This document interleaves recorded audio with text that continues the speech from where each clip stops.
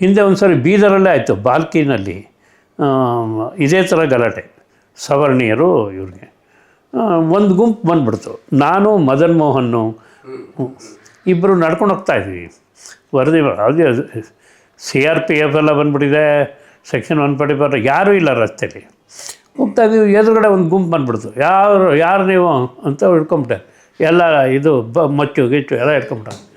ಏನಪ್ಪ ಮಾಡೋದು ಅಂತ ಅವನ್ನ ತಕ್ಷಣ ಮದನ್ ಮೋಹನ್ ನಾವೆಲ್ಲ ಜೈನರಪ್ಪ ಅಂದ್ಬಿಟ್ಟ.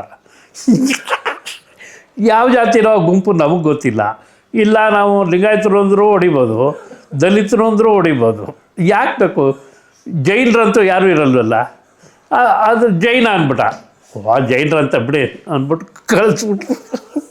ಅಂದರೆ ಸಮಯಕ್ಕೆ ಸರಿಯಾಗಿ ನಿಮಗೆ ಇರಬೇಕು, ಧೈರ್ಯನೂ ಇರಬೇಕು, ಆಮೇಲೆ ಅದನ್ನು ಚಾಕಚಕ್ಯತೆಯೂ ಬೇಕು. ಭೀಮಣ್ಣ ಕಂಡ್ರೆ ಆಗ MLA ಎಷ್ಟು ಈಶ್ವರ ಕಂಡ್ರೆ ಅವ್ರ ಮುಂದೆ ಏನೂ ಅಲ್ಲ. ಈಗಲೂ ಭೀಮಣ್ಣ ಕಂಡ್ರೆ ಬದುಕಿದ್ದಾರೆ, 100 years ಆಗಿದೆ. ಆ ಥರ ನಿಂತ್ಕೊಂಡ್ಬಿಟ್ರೆ ಸಾಕು. ಅವ್ರ ಮನೆಗೆ ನಾವು ನೇರಕ್ಕೆ ಹೋಗಿದ್ದು, ಅವರೇ ನಮ್ಮನ್ನು ಕರ್ಕೊಂಡು ಎಲ್ಲ ಕಡೆ ತಾವೇ ತಿರುಗಾಡೋರು, ಯಾರು ಏನು ಮಾತಾಡೋಂಗಿಲ್ಲ. ಭೀಮಣ್ಣ ಕಂಡ್ರೆ ನಿಂತರ ಮುಗೀತು, ಟೆರರು ಮನುಷ್ಯ. ಆ ರೀತಿ ನಾವು ಕೆಲಸ ಮಾಡೋದಕ್ಕಿದೆಯಲ್ಲ ಹುಮ್ಮಸ್ಸು. ಎಲ್ಲೋ 600 ಕಿಲೋಮೀಟ್ರ್ ದೂರದಲ್ಲಿರ್ತೀವಿ, ನಮ್ಗೆ ಯಾರು ಇರ್ತಾರೆ ಅನ್ನೋದೆಲ್ಲ ಬೇರೆ ಅಲ್ಲ. ಪತ್ರಿಕೆಗಿರೋ ಸಂಪಾದಕರು ಆ ಕೆಲಸ ಮಾಡಬೇಕು. ಅಂದರೆ ಒಬ್ಬ ವರದಿಗಾರ ಹಳ್ಳಿಲಿರಲಿ ಎಲ್ಲಾದರೂ ಇರಲಿ, ಅವನಿಗೆ ರಕ್ಷಣೆ ಕೊಡೋದು, ಅವನ ಬರವಣಿಗೆನ ಎತ್ತಿ ತೋರಿಸೋದು, ಬಳಸ್ಕೊಳ್ಳೋದು ಬಹಳ ಮುಖ್ಯ. ನಾವೇನು ಬರೀ ಸ್ಪೆಷಲ್ ಕರೆಸ್ಪಾಂಡೆಂಟ್ ಬರೆದದ್ದು, ಬೆಂಗಳೂರಲ್ಲಿ ಬರೆದದ್ದು, ವಿಧಾನಸೌಧದಲ್ಲಿ ಬರೆದದ್ದೇ ಇಂಪಾರ್ಟೆಂಟ್ ಆಗಬಾರದು. ಅಲ್ಲ, ಅದು ಆಗುತ್ತೆ, ಆಗಲ್ಲ ಅಂತ ಹೇಳಲ್ಲ. ಆದರೆ ಹಳ್ಳಿ ವರದಿಗಾರನಿಗೆ ಇವ್ರಿಗೂ ಒಂದು ಮಹತ್ವ ಇರಬೇಕು, ಸ್ಥಾನ ಇರಬೇಕು. ಆವಾಗೇನಾಗುತ್ತೆ, ಅವನು ಕೆಲಸ ಮಾಡೋರ್ಗೂ ಅವನಿಗೂ ಅನಿಸುತ್ತೆ, ನಾನು ಹಳ್ಳೀಲಿ ಕೆಲಸ ಮಾಡ್ತಿದ್ರು ನನ್ನ ಬರವಣಿಗೆಗೆ ಬೆಲೆ ಇದೆ. ದಿಲ್ಲೀಲಿ ಕೆಲಸ ಮಾಡೋನಿಗೂ ಅದೇ ಬೆಲೆ ಇರುತ್ತೆ. ಹಳ್ಳಿನೂ ಒಂದೇ, ದಿಲ್ಲಿನೂ ಒಂದೇ, ಸುದ್ದಿ ದೃಷ್ಟಿಯಿಂದ ಗೊತ್ತೈತೆ. ಸುದ್ದಿಗೆ ಯಾವುದಾದ್ರೇನು ಎಲ್ಲಾದ್ರೇನು ನಾವು ಅದನ್ನು ಸುದ್ದಿ ತೊಗೋಬೇಕು, ಬರೀಬೇಕು, ಅದು ನಮ್ಮ ಕರ್ತವ್ಯ. ಅದು ಏನಾಯಿತು, ಮೈಸೂರಿನಲ್ಲಿ ಅಲೋಕ ಅಂತ ಒಂದು ಭವನ ಇದೆ, ಇಲ್ವಾಲ್ದ ಹತ್ರ. ಅಲ್ಲಿ ಒಂದು ಸಮ್ಮೇಳನ ನಡೀತು. ಆ ಸಮ್ಮೇಳನಕ್ಕೆ JP ಮತ್ತು JP ಹೆಂಡತಿ ಅವ್ರ ಪತ್ನಿ ಇಬ್ಬರು ಬಂದಿದ್ದರು. ಆವಾಗ ಖಾದ್ರಿ ಶಮಣ ಯಥಾಪ್ರಕಾರ ಅವ್ರ ಜೊತೆಯಲ್ಲೇ ಇದ್ದರು. ಯಾಕೆಂದರೆ ಅವ್ರ ಜೊತೆಲಿ ಯಾವಾಗ ಕರ್ನಾಟಕಕ್ಕೆ ಬಂದರೆ ಅವ್ರ ಜೊತೆ ಇರಲೇಬೇಕು. ಆದರೆ ಒಂದು ಸಾರಿ ಏನಾಯಿತು, ಆ ಥರ ಇದ್ದಾಗ ಒಂದು ಅಪಘಾತ ಆಗಿ ಖಾದ್ರಿ ಶಾಮಣ್ಣವ್ರಿಗೆ ಕಾಲು ಮುರಿದೋಯ್ತು, ಫ್ರ್ಯಾಕ್ಚರ್ ಆಗ್ಬಿಡ್ತು. ಆಸ್ಪತ್ರೆಯಲ್ಲಿದ್ದರು. ಫಸ್ಟು ನೋಡೋಕ್ಕೆ ಬಂದಿದ್ದು JP ಹೆಂಡ್ತಿನೇ ಆಸ್ಪತ್ರೆಗೆ ಬಂದು ಖಾದ್ರಿಯವ್ರು ನೋಡಿ ಹೇಗಿದ್ದೀರಿ ಏನು ಅಂತ ಕೇಳ್ಬಿಟ್ಟು ಆಮೇಲೆ ಮುಂದಕ್ಕೆ ಹೋದರು. ಅವರು ಕರ್ನಾಟಕದಿಂದ ಮುಂದಕ್ಕೆ ಹೋದರು. ಅಷ್ಟೊಂದು ಅವ್ರಿಗೆ ಆತ್ಮೀಯತೆ. ಆಮೇಲೆ ಇನ್ನೊಂದೇನು, ತತ್ವ ಆದರ್ಶಗಳಿಗೆ ಬಲಿಯಾಗೋದು ಅಂದರೆ ಎಷ್ಟರ ಮಟ್ಟಿಗೆ ಅಂದರೆ, ಅವ್ರ ಅಜ್ಜಿ ಖಾದ್ರಿ ಶಾಮಣ್ಣ ಅವ್ರ ಅಜ್ಜಿ ಹೋಗ್ಬಿಟ್ಟಿದ್ರು. ಪೆರೋಲ್ ಮೇಲೆ ಬಂದರು, ಅವರು ಅರೆಸ್ಟ್ ಆಗಿದ್ದರು. ಅವರು ಪೊಲೀಸ್ ವ್ಯಾನಲ್ಲೇ ಕರ್ಕೊಂಬಂದರು. ಇವರು ಹೋಗಿ ಅವ್ರ ಅಜ್ಜಿ ಮಕ ನೋಡ್ಕೊಂಡು ತಿರ್ಗಾ ಪೊಲೀಸ್ ವ್ಯಾನಲ್ಲಿ ವಾಪಸ್ಸು. ಆದರೆ ಜನಕ್ಕೇನು ಗೊತ್ತಿಲ್ಲ, ಇದ್ಯಾಕಿದು ಪೊಲೀಸ್ ವ್ಯಾನಲ್ಲಿ ಬರ್ತಾರೆ ಅವರು, ಚಳುವಳಿಗಾರರು ಅಂತಲ್ಲ, ಏನೋ ಮಾಡಿದ್ದಾರೆ ಅದಕ್ಕೆ ಹಾಕ್ಬಿಟ್ಟಾರೆ. ಆ ಥರ ಖಾದ್ರಿ ಶಾಮಣ್ಣಗೆ ಏನಾಗಿತ್ತು, ಈ ಜೈಲು, ಈ ಪೊಲೀಸು, ಚಳುವಳಿ ಇವೆಲ್ಲ ಅಭ್ಯಾಸ ಆಗ್ಬಿಟ್ಟಿತ್ತು. ಏನು ದೊಡ್ಡದು ಅನ್ನಿಸ್ತಾ ಇರಲಿಲ್ಲ. ಯಾಕೆಂದರೆ ಅವ್ರು ಹೋಗೋವಾಗೆಲ್ಲ ಒಂದು ಬ್ಯಾಗಲ್ಲಿ ಒಂದು ಜೊತೆ ಬಟ್ಟೆ ಇದ್ದೇ ಇರೋದು. ಅವರ ಚಳುವಳಿಗಾರರೆಲ್ಲ ಅದೊಂದು ಗುಣ ಇತ್ತು. ಅಂದರೆ ನಾವು ಮನೆಗೆ ಬರ್ತೀವೋ ಇಲ್ವೋ ಅಂತ, ಬರೆದಿದ್ರೂ ಪರವಾಗಿಲ್ಲ, ಒಂದು ಜೊತೆ ಬಟ್ಟೆ ಇದ್ದರೆ ಸಾಕು. ಎಲ್ಲಿವರೆಗೆ ಅಂತಂದರೆ, ಗೋಕಾಕ್ ಚಳುವಳಿ ನಾನೇ ನೋಡಿದ್ದೀನಿ. ಆ ಜಡ್ಜು ನಿಮಗೆ ಯಾರನ್ನ ಜಾಮೀನು ಕೊಡ್ತಾರ ಅಂದರೆ, ಇಲ್ಲ ನಾವು ಜಾಮೀನು ತಗೊಳ್ಳಲ್ಲ ಅಂದರು. ಇದೇನು ರೀ ಜಾಮೀನು ಕೇಳ್ತಾರೆ ಎಲ್ಲರೂ, ನೀವು ಬೇಡಿ ಸರ್, ನಾವು ಬಂದಿರೋದು ಚಳುವಳಿ ಮಾಡೋಕ್ಕೆ, ನಮಗೆ ಜೈಲಿಗೆ ಕಳಿಸಿ ಅಂತ ಕೂತಿದ್ದಾರೆ. ಅದು ಅಲ್ರಿ, ನೋಡಿ ಇಲ್ಲಿ ಬಟ್ಟೆ ಎಲ್ಲ ತಂದುಬಿಟ್ಟಿದ್ದೀವಿ ನಾವು, ರೆಡಿಯಾಗಿದೆ, ನಾವು ಮನೆಗೆ ಹೋಗಲ್ಲ ವಾಪಸ್ಸು, ನಾವು ಚಳುವಳಿ ನೀವು ಬಿಟ್ಟರೆ ತಿರ್ಗಾ ಚಳುವಳಿಗೆ ಹೋಗೋದು, ನಾವು ತಿರ್ಗಾ ನಿಲ್ಲಿಸಲ್ಲ ಇದನ್ನು. ಆ ಜಡ್ಜಿಗೆ ಗಾಬರಿ, ಏನು ಮಾಡಬೇಕಪ್ಪ ಅಂತ. ಆಗ ಈ ಎಲ್ಲ ಚಳುವಳಿಗಾರರಿಗೆ ವಕೀಲರು ಯಾರು ಅಂದರೆ ಅಡ್ವೊಕೇಟು ಸಿದ್ದರಾಮಯ್ಯನೇ ಸೈನ್ ಮಾಡ್ತಿದ್ದು ಎಲ್ಲರಿಗೂ. ಯಾಕೆಂದರೆ ಕನ್ನಡದ ಅಭಿಮಾನ ಇತ್ತು ಅವ್ರಿಗೆ. ಅವಾಗ ತಾನೇ ಇದಾಗಿದ್ದರು, ವಕೀಲರಾಗಿದ್ದರು, ಸೈನ್ ಮಾಡಿಕೊಡೋರು. ಯಾರೋ ನಿಮ್ಗೆ ಯಾರೇ ಅಡ್ವೊಕೇಟು, ಜಡ್ಜು ಸಿದ್ಧರಾಮಯ್ಯ ಸರಿ ಬಿಡಿ ಅಷ್ಟೇ ಮುಗೀತು. ನಮಗೆ ಒಂದು ಅನುಕೂಲ ಏನಿತ್ತು, ಎಲ್ಲದನ್ನು ಬರೆಯೋದಕ್ಕೆ ಆವಾಗ ಅವಕಾಶ ಇತ್ತು ನಮಗೆ. ಇದು ಯಾಕೆ ಬೇಕು ಅದು ಯಾಕೆ ಬೇಕು ಇಲ್ಲ. ಎಷ್ಟರ ಮಟ್ಟಿಗೆ ಅಂದರೆ ಅವರು ಅರೆಸ್ಟ್ ಮಾಡಿ ಜೈಲು ಬರೋ ಒಂದು ಚಳವಳಿ ಮಾಡಿದ್ರು. ಅವ್ರಿಗೆ ಜೈಲಲ್ಲಿ ಇಟ್ಕೊಳ್ಬೇಕು. ಆ್ಯಕ್ಚುಲಿ ಜೈಲು ಇಲ್ಲ, KSRP ಪೆರೇಡ್ ಮೈದಾನ ಇದೆಯಲ್ಲ ಅಲ್ಲಿ ಬಿಟ್ಬಿಟ್ಟಿದ್ರು ಎಲ್ಲರನ್ನು ತಗೊಳ್ಳೋದು ಅಲ್ಲಿ ಹಾಕ್ಬಿಡೋದು. ಅವರು ಹೇಗೆ ಒಬ್ಬ ಭಜನೆ ಮಾಡೋದು, ಒಬ್ಬ ಡ್ಯಾನ್ಸ್ ಮಾಡೋದು, ಒಬ್ಬ ಇದು ಹಾಡು ಹೇಳೋದು, ಒಂಥರ ಸಂತೆ, ಸಾಂಸ್ಕೃತಿಕ ಸಂತೆ. ಅವ್ರ ಮನೆಯವ್ರಿಗೆಲ್ಲ ಗೊತ್ತಾಗೋಗಿತ್ತಲ್ಲ, ಅವರು ಅಲ್ಲಿ ಹಾಕಿರೋದು. ಅಲ್ಲಿಂದ ಅವರು ಚಿತ್ರಾನ್ನ ಮೊಸರನ್ನ ಎಲ್ಲ ತೊಗೊಂಬರೋದು. ನಮಗೆ ರಿಪೋರ್ಟಿಂಗ್ ಜೊತೆಗೆ ಅದು ಬೇರೆ ತಿನ್ನಬೇಕು ಅವ್ರ ಜೊತೆ ಎಲ್ಲ. ಸಂಜೆ 6 ಗಂಟೆವರೆಗೆ ಆ ಥರ. ಆಮೇಲೆ ಅನೌನ್ಸ್ ಮಾಡೋರು, ಇದಾಕ್ಬಿಟ್ಟಿದ್ರು ಲೌಡ್ ಸ್ಪೀಕರು ಎಲ್ಲ. 6 ಗಂಟೆ ಮೇಲೆ ಯಾವ ಹೆಣ್ಮಕ್ಳು ಇರಬಾರ್ದು, ಅವರೆಲ್ಲ ಅವ್ರವ್ರ ಮನೆಗೆ ಹೋಗೋದು ಅಂತ ಕಳಿಸು. ಅಷ್ಟೇ ಅನೌನ್ಸ್ಮೆಂಟು. ತಿರ್ಗಾ ಮತ್ತೆ ಗಂಡಸರು ಮಾತ್ರ ಅಲ್ಲೇ ಇರಬೇಕು, ಉಳಿದವರೆಲ್ಲ ಹೋಗ್ಬೇಕು. ಚಳುವಳಿ ಅದೇನು ಚಳುವಳಿ ಥರ ಇರಲಿಲ್ಲ, ಒಂದು ಸಾಂಸ್ಕೃತಿಕ ಸಂತೆ ಅದು. ಆಮೇಲೆ ಅವನ್ನೆಲ್ಲ ಜೈಲಲ್ಲಿ ಇದಕ್ಕೆಲ್ಲ 15 ದಿವಸಕ್ಕೊಂದ್ಸರಿ ಇದು ಮಾಡಬೇಕು, ಪ್ರೊಡ್ಯೂಸ್ ಮಾಡಬೇಕು.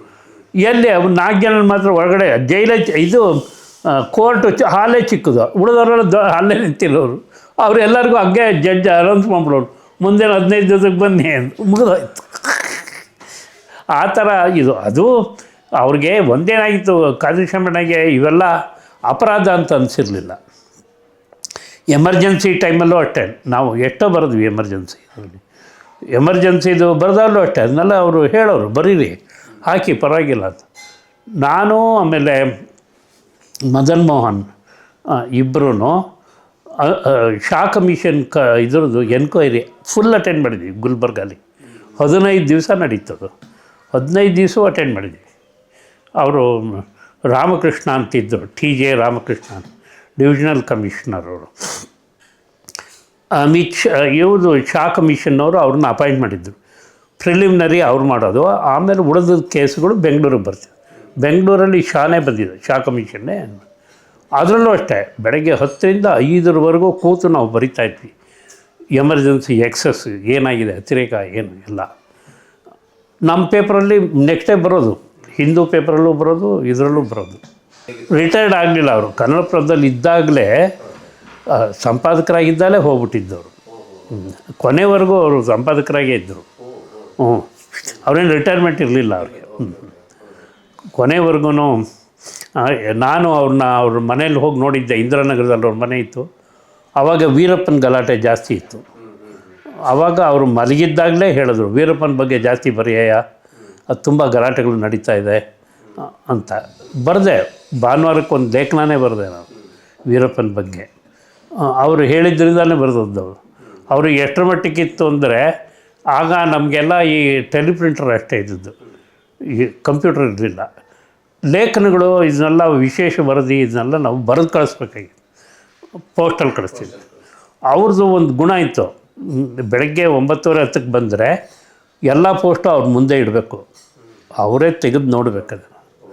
ನೋಡ್ಬಿಟ್ಟು ಅದ್ರ ಮೇಲೆ ಬರೆಯೋರು, ಗ್ರಾಮ ಅಂತರ ಇದು ಎಲ್ಲ ಆ ಥರ ಬರೆದ್ಮೇಲೆ ಅದು ಹೋಗ್ತಾಯಿದ್ರು. ವಾಚಕರ ಪತ್ರನೂ ಓದ್ತಾಯಿದ್ರು. ಅವರು ಬಿಡ್ತಾ ಇರಲಿಲ್ಲ ಯಾವುದನ್ನು, ಎಲ್ಲ ನೀಟಾಗಿ ಓದಿ ಕಳಿಸ್ಕೊಡು. ನಂದು ಲೇಖನ ಬಂದ ಕೂಡಲೇ ಅವರೇ ಹೆಡ್ಲೈನ್ ಹಾಕ್ಬಿಡೋರು. ಅವರೇ ಹೆಡ್ಲೈನ್ ಹಾಕ್ಬಿಟ್ಟು ಅದು ಮುಖಪುಟಕ್ಕೆ ಬರಬೇಕಾ, ಒಳಗಡೆ ಬರಬೇಕಾ ಎಲ್ಲ ಅವರೇ ಬರೆದ್ಬಿಟ್ರು. ಅದರಿಂದ ಎಷ್ಟೋ ಸರಿ ಉಪಸಂಪಾದಕರಿಗೆ ನನ್ನ ಮೇಲೆ ಕೋಪ ಇತ್ತು, ನಿಮ್ಮದೆಲ್ಲ ಬಿಡಿಪ ಸಂಪಾದಕರೇ ನೋಡ್ತಾರೆ ಅಂತ. ಅದು ಏನು ಮಾಡೋಕ್ಕಾಗ್ತಿಲ್ಲ. ಯಾಕೆಂದರೆ ಅಂಚೆದಲ್ಲಿ ಹೋದಾಗ ಅವ್ರಿಗೆ ಸ್ವಭಾವ ಇತ್ತು, ಅಂಚೆದು ನೋಡೋರು, ಬೇರೆಯವ್ರು ನೋಡೋಕೆ ಕೊಡ್ತಿರ್ಲಿಲ್ಲ. ಅದು ಏನಿದೆ ಅಂತ ನೋಡಬೇಕು. ತೀರ್ಕೊಳ್ಳೋಕ್ಕೆ ಕಾರಣ ಅಂತಂದರೆ ಅವ್ರಿಗೆ ಹೈ BP ಇತ್ತು, ತುಂಬ ಹೈ BP. ಎಷ್ಟರ ಮಟ್ಟಿಗೆ ಅಂದರೆ ಮೂಗಲ್ಲಿ ರಕ್ತನೇ ಬಂದ್ಬಿಡೋದು, ಅಷ್ಟೊಂದು ಅವ್ರಿಗೆ ಇತ್ತು. ಲಿಫ್ಟ್ ಇಲ್ಲದೆ ಅವ್ರು ಬರೋಕ್ಕೆ ಆಗ್ತಿರ್ಲಿಲ್ಲ, ಹತ್ತೋಕ್ಕೆ ಆಗ್ತಿರ್ಲಿಲ್ಲ, ಸಾಧ್ಯನೇ ಇರಲಿಲ್ಲ. ಲಿಫ್ಟ್ ಇಲ್ಲ ಅಂದರೂ ವಾಪಸ್ ಮನೆಗೆ ಹೊಟ್ಟೋಗೋರು, ಅವ್ರಿಗೆ ಆಗ್ತಾ ಇರಲಿಲ್ಲ. ಆ ಹೈ BP ಜಾಸ್ತಿಯಾಗಿ ಅವ್ರಿಗೆ ಆಮೇಲೆ ಅವರು ಮನೇಲೇ ಇದ್ದರು. ಬಟ್ ಒಂದೇನು ಅಂದರೆ ಅವರಿಗೆ ಮನೇಲಿದ್ರೂ ಸಂಪರ್ಕ ಇದು ಎಲ್ಲ ಹೋಗಿರಲಿಲ್ಲ. ಮಾತಾಡೋರು, ಇದು ಮಾಡೋರು ಎಲ್ಲ ಮಾಡೋರು. VP ಸಿಂಗು ಅವ್ರು ಹೋದಾಗ ಬಂದಿದ್ದರು, ಇಲ್ಲಿ ಬೆಂಗಳೂರಲ್ಲಿ ಬಂದಿದ್ದರು. ಆವಾಗ ಅವ್ರನ್ನ ನೋಡಿದರು, ಬಂದು ವಿ ಪಿ ಸಿಂಗ್ ನೋಡಿದ್ರು. ಯಾಕೆ ಅಂದರೆ ಪತ್ರಕರ್ತ ಆದವನು ನಾವೇನಂತೀವಿ ಹುಟ್ಟಿನಿಂದನೇ ಬರುತ್ತೆ ಅಂತ. ಹುಟ್ಟಿನಿಂದೇನು ಬರೆಯಲ್ಲ, ಕಲಿಬೇಕು ಅದನ್ನು. ಅದು ಖಾದ್ರಿ ಶ್ರವಣನೂ ಕಲ್ತಿದ್ರು, ನಾನು ಕಲ್ತ್ಕೊಂಡೆ, ಬೇರೆಯವರು ಕಲಿಬೇಕು. ಅದೇನೇ ಯಾರ್ದು ಆಸ್ತಿ ಅಲ್ಲ ಅದು. 1999 2000 ಇದರಲ್ಲಿ ಅವಧಿಲಿ KERC ಕರ್ನಾಟಕ ವಿದ್ಯುತ್ ನಿಯಂತ್ರಣ ಆಯೋಗ ಆರಂಭ ಆಯಿತು. ಅಲ್ಲಿವರೆಗೆ ಇರಲಿಲ್ಲ, ಬರೀ KEB ಮಾತ್ರ ಇತ್ತು. KEB ಅವರೇ ವಿದ್ಯುತ್ ದರ ಎಲ್ಲ ನಿಗದಿಪಡಿಸೋದೆಲ್ಲ ಗೌರ್ಮೆಂಟ್ದೇ ಇತ್ತು. ಆಮೇಲೆ ಎಲ್ಲ ಕಡೆ ವಿದ್ಯುತ್ ಸುಧಾರಣೆ ಕಾಯ್ದೆಗಳು ಬಂದ ಮೇಲೆ ಅವರು KERCನ ಮಾಡಿದ್ರು. ಅಲ್ಲಿವರೆಗೆ ನಾವು ವಿದ್ಯುತ್ತನ್ನು ಪ್ರತ್ಯೇಕವಾಗಿ ವರದಿ ಮಾಡ್ತಾ ಇರಲಿಲ್ಲ, ಯಾರೋ ಒಬ್ಬರು ಮಾಡೋರಷ್ಟೇ. ಆವತ್ತಿಂದ ಎಲ್ಲ ಪತ್ರಿಕೆಗಳಲ್ಲೂ ಆರಂಭ ಆಯಿತು, ಒಂದು ಪ್ರತ್ಯೇಕ ವರದಿ ಬೇಕಾಗತ್ತೆ ಇದು ಅಂತ. ಆವಾಗ ನಾನು ಕನ್ನಡಪ್ರಭದಲ್ಲಿದ್ದೆ, ಆವಾಗ ತಾನೇ ಇದ್ದು ಆರಂಭ ಮಾಡಿದ್ವಿ. ಆಮೇಲೆ ವಿಜಯ ಕರ್ನಾಟಕಕ್ಕೆ ಹೋದೆ. ಮಹದೇವಪ್ಪ ನನಗೆ ಚೀಫ್ ರಿಪೋರ್ಟ್ರು. ಅವರು ನನಗೆ ವಿದ್ಯುತ್ ಬಗ್ಗೆನೇ ಬರೀರಿ, ಅದು ಇಂಪಾರ್ಟೆಂಟ್ ಆಗುತ್ತೆ ಮುಂದೆ ಅಂತೇಳಿ. ನಾನು ಆವಾಗ ಬೇರೆ ಎಲ್ಲ ವರದಿನ ಬಿಟ್ಟು ವಿದ್ಯುತ್ ವರದಿನ ಆರಂಭ ಮಾಡಿದೆ. ಹೆಚ್ಚು ಬರಿತಾಯಿದ್ದೆ, ಎಲ್ಲ ಕಡೆಗೂ ಹೋಗೋದು, ಕಲೆಕ್ಟ್ ಮಾಡೋದು, ಇದು ಮಾಡೋದು. ಹೀಗಾಗಿ ಏನಾಯಿತು, ಆಮೇಲೆ ಒಂದು ಸರಿ KS ಈಶ್ವರಪ್ಪ ಮಿನಿಸ್ಟ್ರಾದರು ಎಲೆಕ್ಟ್ರಿಸಿಟಿ. ನಂದು ಎಲ್ಲ ಬರವಣಿಗೆನ ಅವರು ತರಿಸ್ಕೊಂಡು ಓದಿದ್ರು, ನಾನು ಎಷ್ಟು ಬರೆದಿದ್ದೆ ಇಲ್ಲಲ್ಲ. ಏನ್ರಿ ಇಷ್ಟೊಂದು ಬರಿತೀರಿ ನೀವು ಪತ್ರಿಕೆ ಇದರಲ್ಲಿ, ನೀವು ಯಾಕೆ ಗುಜರಾತಿಗೆ ಹೋಗಬಾರ್ದು ಅಂದರು. ಕಳಿಸ್ಕೊಟ್ರೆ ಹೋಗ್ತೀನಿ ಹಿಂದೆ. ಅದಕ್ಕೆ ಅವ್ರೇನು ಮಾಡಿದ್ರು, ಕಳಿಸ್ಕೊಟ್ರು. ಹೇಳಿದ್ರು ನಿಮ್ಗೇನು ಬೇಕೋ ಅದು ವ್ಯವಸ್ಥೆ ಮಾಡಿಕೊಡ್ತೀನಿ. ನಾನು ಹೇಳಿದೆ, ನನ್ನೊಬ್ಬನ್ನೇ ನೀವು ಕಳಿಸ್ಕೊಟ್ರೆ ಉಪಯೋಗ ಆಗೋಲ್ಲ, ಆಮೇಲೆ ಬೇರೆಯವ್ರು ತಪ್ಪು ತಿಳಿತಾರೆ. ಒಂದು 5-6 ಜನ ಜರ್ನಲಿಸ್ಟ್ಗಳನ್ನು ಸೇರಿಸ್ಬಿಟ್ಟು ಕಳಿಸಿ ಬರೀತಾರೆ ಅಂತ. ಆಯಿತು, ನೀವೇ ಸೆಲೆಕ್ಟ್ ಮಾಡಿ 8 ಜನದ್ದು. ಆಮೇಲೆ ಒಂದು 5-6 ಜನ ನಾವೆಲ್ಲರೂ ಮಾತಾಡಿಕೊಂಡು ಎಲೆಕ್ಟ್ರಿಸಿಟಿ ಬಗ್ಗೆ ಬರೆಯೋರೆ ಸೇರಿಕೊಂಡು ನಾವು ಒಂದು ವಾರ ಹೋದ್ವಿ ಗುಜರಾತಿಗೆ. ಅಲ್ಲಿ ವಿದ್ಯುತ್ ವಿತರಣೆ ಹೇಗಿದೆ ಅಂತ. ಅಲ್ಲಿ ವಿದ್ಯುತ್ ವಿತರಣೆ ಭಾಳ ಚೆನ್ನಾಗಿದೆ, ಇಲ್ಲಿ ಥರ ಅಲ್ಲ ಅದು. ಆಮೇಲೆ ಅಲ್ಲಿ ಆವಾಗ ಮೋದಿ ಚೀಫ್ ಮಿನಿಸ್ಟ್ರು ಇದ್ದದ್ದು. ನಾವು ಒಂದು ವಾರ ಇದ್ವಿ. ಈಶ್ವರಪ್ಪನೇ ಹೇಳಿಬಿಟ್ಟಿದ್ರು. ಅದರಿಂದ ಅವರೇನು ಮಾಡಿದ್ರು, ನಮಗೆ ರಿಪೋರ್ಟ್ರುಗಳಿಗೋಸ್ಕರನೇ PROಗೆ ಹೇಳಿ ನಮಗೆಲ್ಲ ಇಬ್ಬಿಬ್ಬರು ರಿಪೋರ್ಟ್ರಿಗೆ ಒಂದು ಝೈಲೋ ಕಾರು ಹೊಸದು, ಇನ್ನೂ ಅನ್ರಿಜಿಸ್ಟರ್ಡ್, ಅದನ್ನೆಲ್ಲ ತರಿಸ್ಬಿಟ್ಟು ನಾವು ಎಲ್ಲಿ ಹೇಳಿದ್ರೆ ಅಲ್ಲಿಗೆ ಕರ್ಕೊಂಡು ಹೋಗೋರು. ಆ ಥರ ಮಾಡಿದ್ರು. ಆಮೇಲೆ ಕನ್ನಡ ಗುಜರಾತಿ ಬರುವಂತಹ ಇಂಜಿನಿಯರ್ಗಳು, ಅಲ್ಲೊಂದು ಜನ ಬೆಳಗಾಂನವ್ರು ಇದ್ದಾರೆ ಎಲ್ಲ, ಅವ್ರನ್ನೇ ನಮ್ಮ ಜೊತೆಗೆ ಹಾಕಿದ್ರು. ಅವ್ರು ನಮ್ಮ ಜೊತೆ ಕನ್ನಡದಲ್ಲೂ ಮಾತಾಡೋರು, ಹಳ್ಳಿಯವ್ರ ಜೊತೆ ಗುಜರಾತಿಯಲ್ಲೂ ಮಾತಾಡೋರು. ಹಾಗಾಗಿ ನಮಗೆ ಭಾಷೆ ತೊಂದರೆ ಅಲ್ಲ. ಎಲ್ಲ ಹಳ್ಳಿಗೆ ಕರ್ಕೊಂಡೋಗಿ ತೋರಿಸಿದ್ರು, ಏನೇನು ಹೇಗಿದೆ ಏನು ಅದು ತಿಳ್ಕೊಳ್ಳೋಕೆ ನಮಗೆ ಅನುಕೂಲ ಆಯಿತು. ಆಮೇಲೆ ಎಲ್ಲ MD ಇಂದ ಹಿಡಿದು ಜೂನಿಯರ್ ಇಂಜಿನಿಯರ್ವರೆಗೂ ಒಂದು ಮೀಟಿಂಗು ನಮ್ಮ ಜೊತೆ. ಅವರೆಲ್ಲ ಎಕ್ಸ್ಪ್ಲೇನ್ ಮಾಡಬೇಕು, ಮಿನಿಸ್ಟ್ರು ಇವರು ಎಲ್ಲ. ಅದರಿಂದ ಏನಾಯಿತು, ನಮಗೆ ಒಂದು ರಾಜ್ಯದಲ್ಲಿ ಎಷ್ಟು ಹೇಗಿರುತ್ತೆ ವ್ಯವಸ್ಥೆ. ನಾವು ಎಷ್ಟೋ ಸರಿ ಏನ್ಬಿಡ್ತೀವಿ, ರಾಜಕಾರಣಿಗಳು ಸುಮ್ಮನೆ ಇದು ಮಾಡ್ತಾರೆ. ಈಶ್ವರಪ್ಪ ಅವತ್ತು ನಮ್ಮನ್ನು ಕಳಿಸ್ತಾ ಇದ್ರು, ನಮಗೆ ಗೊತ್ತಾಗ್ತಿರ್ಲಿಲ್ಲ. ನಾನು ಗುಜರಾತ್ ಪ್ರವಾಸ ಅಂದ್ಬಿಟ್ಟು ಒಂದು ವಾರ ಬರೆದೆ ಅದ್ರ ಬಗ್ಗೆ, ಏನೇನು ಹೇಗಿದೆ, ಯಾವ ರೀತಿ ಮಾಡ್ತಾರೆ ಅವರು ಅಂತೆಲ್ಲ. ಅಲ್ಲಿಗೂ ಕಳಿಸ್ಕೊಟ್ಟಿದ್ದೆ, ಅವರು PROಗೆ ನಮ್ಮ ಪೇಪರು ಎಲ್ಲ ಕಳಿಸಿದ್ದೀನಿ. ನಾನು ಯಾಕೆ ಹೇಳ್ತೀನಿ ಅಂದರೆ, ನಮಗೆ ಎಲ್ಲ ಸವಲತ್ತುಗಳು ಸಿಗುತ್ತೆ, ಇಲ್ಲ ಅನ್ನೋದಿಲ್ಲ. ಆ ಸವಲತ್ತಿಗಿಂತ ಹೆಚ್ಚಾಗಿ ನಾವು ನಮ್ಮ ಸುದ್ದಿ ಬಗ್ಗೆ ಗಮನ ಹರಿಸ್ಬೇಕು. ಯಾಕಂದ್ರೆ ನಮ್ಮನ್ನು ಕರ್ಕೊಂಡು ಹೋಗಿರ್ತಾರೆ, ಖರ್ಚು ಮಾಡಿರ್ತಾರೆ. ನಾವು ಹೆಚ್ಚು ತಿಳ್ಕೊಂಡು ಹೆಚ್ಚು ಬರೆದ್ರೆ ಅವ್ರಿಗೊಂದು ಸ್ವಲ್ಪ ಸಂತೋಷ ಆಗುತ್ತಲ್ವ. ಅವ್ರ ಕಾಲದಲ್ಲಿ ಒಂದೇನು ಅಂದರೆ ನಿರಂತರ ಜ್ಯೋತಿ, ಸಿಂಗಲ್ ಫೇಸು ಕರೆಂಟ್ ಕೊಡೋದು, ಅದು ಗುಜರಾತಲ್ಲಿ ಆಗಿತ್ತು.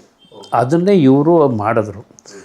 ಆದರೆ ನಮ್ಮಲ್ಲಿ ಅಷ್ಟು ಸಕ್ಸಸ್ ಆಗಲಿಲ್ಲ. ಆಮೇಲೆ ಬಂದವರು ಅದನ್ನೇನು ಇದು ಮಾಡಲಿಲ್ಲ. ಅವ್ರ ಕಾಲದಲ್ಲಿ ಅದನ್ನು ಭಾಳ ಆಸಕ್ತಿಯಿಂದ ಮಾಡಿದರು. ಆಮೇಲೆ ಇನ್ನೊಂದೇನು ಅಂದರೆ ಅನುಕೂಲ ಅವ್ರ ಕಾಲದಲ್ಲಿ ಅಂದರೆ, ನಾವು ವಿದ್ಯುತ್ ಉತ್ಪಾದನೆಗೆ ಹೆಚ್ಚು ಗಮನ ಕೊಟ್ಟವರು. ನಾವು ಅದರ ಸರಬರಾಜಿನ ಬಗ್ಗೆ ಗಮನ ಕೊಟ್ಟಿರಲಿಲ್ಲ. ಅದು ಸರಬರಾಜು ಆರಂಭ ಆಗಿದ್ದೇ ಅವರಿಂದ. ಅವರು ಹೆಚ್ಚು ಸರಬರಾಜಿನ ಕಡೆಗೆ ಗಮನ ಕರೆಸಿ ಸ್ಟೇಷನ್ಗಳನ್ನು ಜಾಸ್ತಿ ಮಾಡಿ, ಆಮೇಲೆ ಟ್ರಾನ್ಸ್ಮಿಷನ್ ಲೈನ್ಗಳನ್ನು ಜಾಸ್ತಿ ಮಾಡಿ ಎಲ್ಲ ಆಮೇಲೆ ರೇವಣ್ಣ ಮಿನಿಟ್ ಆದಮೇಲೆ ಇನ್ನೂ ಪೂರ್ತಿ ಯಾಕೆಂದರೆ ಇದು ಮೂರು ಒಟ್ಟಿಗೆ ಹೋಗುತ್ತೆ, ವಿದ್ಯುತ್ ಉತ್ಪಾದನೆ, ಆಮೇಲೆ ಈ ಸರಬರಾಜು, ಆಮೇಲೆ ವಿತರಣೆ. ಗೊತ್ತೈತೆ. ಈಗ ಕರ್ನಾಟಕ ಪವರ್ ಕಾರ್ಪೊರೇಷನ್ ವಿದ್ಯುತ್ ನಿಗಮ ಅವರು ಉತ್ಪಾದನೆ ಮಾಡ್ತಾರೆ, KPTCLು ಸರಬರಾಜು ಮಾಡ್ತಾರೆ, ಈ ಎಸ್ಕಾಮ್ಗಳಿದೆಯಲ್ಲ ಅವರೆಲ್ಲ ವಿತರಣೆ ಮಾಡ್ತಾರೆ. ಈ ಮೂರು ಒಟ್ಟಿಗೆ ನಡಿಬೇಕು, ಆವಾಗಲೇ ನಿಮಗೆ ವಿದ್ಯುತ್ ಪೂರೈಕೆ ವ್ಯವಸ್ಥೆ ಸಮರ್ಪಕವಾಗಿದೆ ಅಂತ ಅನಿಸುತ್ತೆ. ಅದು ಏನಾಗುತ್ತೆ, ವಿದ್ಯುತ್ ರಂಗ ಅದಕ್ಕೆ ತಾಂತ್ರಿಕವಾಗೂ ಬೇಕು, ಆಮೇಲೆ ಸಾಮಾಜಿಕ ಬದ್ಧತೆ ಬೇಕು. ಮುಂದೆ ಇನ್ನು 20 ವರ್ಷದಲ್ಲಿ ಹೇಗೆ ಅಭಿವೃದ್ಧಿ ಆಗುತ್ತೆ ಅಂತ ಯೋಚನೆ ಮಾಡೋರು ಬೇಕು. ಅದರಿಂದ ವಿದ್ಯುತ್ ಅಂದರೆ ಬರೀ ಉತ್ಪಾದನೆ ಮಾಡಿಕೊಡೋದಲ್ಲ, ಅದ್ರ ಬಗ್ಗೆ ಅದರಲ್ಲಿ ಯಾಕೆಂದರೆ ಇಡೀ ರಾಜ್ಯದ ಆರ್ಥಿಕ ಪರಿಸ್ಥಿತಿ ನಿಮಗೆ ವಿದ್ಯುತ್ ಉತ್ಪಾದನೆ ಮೇಲೆ ನಿಂತಿರುತ್ತೆ.